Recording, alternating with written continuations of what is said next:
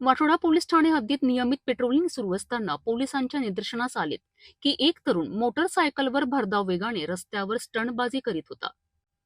संबंधित तरुण सार्वजनिक रस्त्यावर जीव धोक्यात घालून तसेच इतर वाहन चालकांच्या सुरक्षितेशी खेळ करत रॅश ड्रायव्हिंग करत असल्याचे आढळून आलेत.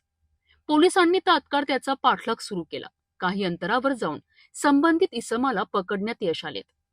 चौकशी अंती त्यांचे नाव सूरज सिंग विक्रम सिंग, वय 20 वर्ष, लाल गोडाऊन जरीपटका असे असल्याचे सांगितलेत. या कारवाईनंतर संबंधित तरुणास पुढील कायदेशीर कारवाईकरिता पारडी ट्रॅफिक विभाग यांच्या ताब्यात देण्यात आले आहे. ही कारवाई स्वामीनारायण मंदिर परिसरात लावण्यात आलेल्या नाकाबंदी दरम्यान पूर्ण करण्यात आली.